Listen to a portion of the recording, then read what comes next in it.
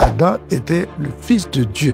L'homme a été engendré par Dieu et Dieu est son père. C'est rare qu'un père abandonne.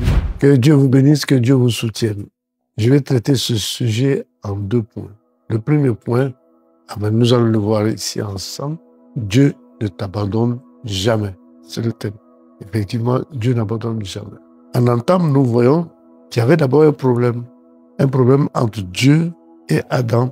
Les conséquences dans Genèse 3, verset 23, il est écrit, l'Éternel, Dieu le chassa du jardin d'Éden pour qu'il cultivât la terre d'où il avait été pris. Dieu était irrité, il était déçu, était fâché. Il a décidé de se séparer d'Adam, de le chasser. Donc, il va le chasser. Il était dans une position haute, il va tomber dans une position basse.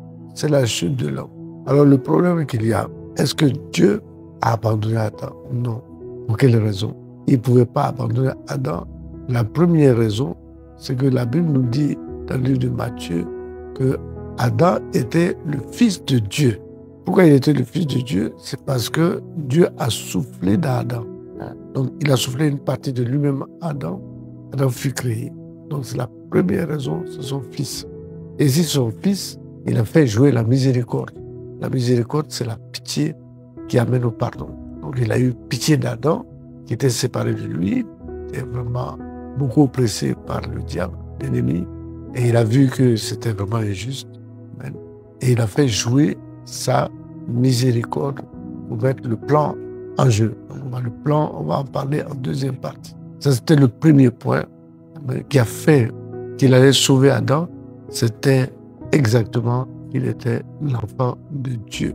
Adam était là, il ne le savait pas, mais je vois que dans la Bible, nous voyons la révélation dans le livre de Matthieu 6. Brusquement, Matthieu 6 nous dit, quand tu pries, entre dans ta chambre, ferme ta porte et prie ton Père. Alors là, on vient d'apprendre qu'un homme est un fils de Dieu. L'homme a été engendré par Dieu et Dieu est son Père. Ah bon? Eh oui, Dieu est ton Père. Amen. Ce qui veut dire que si Dieu est ton Père, il ne va pas t'abandonner.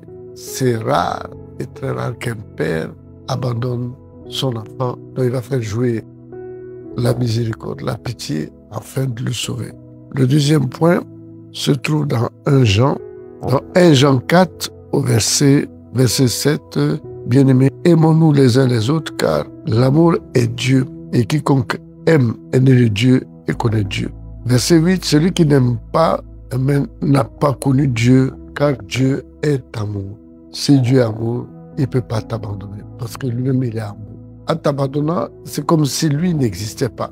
Mais s'il fait jouer la miséricorde, la pitié et qu'il te sauve, réellement, le fait qu'il t'a pardonné à cause des péchés veut dire qu'il est vraiment amour.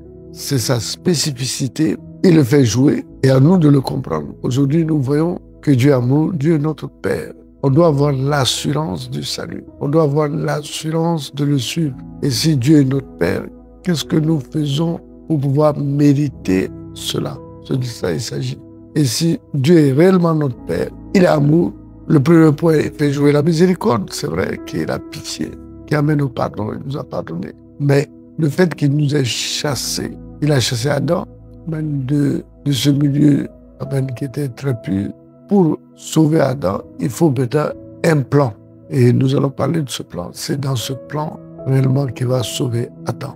Le fait qu'il est chassé, Adam a chuté, il n'était plus la même personne. Il était séparé de Dieu. Il ne faut pas oublier que Satan est un fils de Dieu aussi. S'il doit sauver Adam qui a péché, Satan va lui dire non, je ne suis pas d'accord. Parce que Adam a péché et moi j'ai péché. C'est ainsi que Jésus a fait son plan de rédemption. Qu'il est mort à notre place afin que nous soyons sauvés. C'est une vérité inébranlable. Mais c'est quelque chose de positif pour toi. C'est positif dans la mesure où tu vas te remettre à comprendre ce que Dieu a fait pour toi. Il a beaucoup fait pour toi.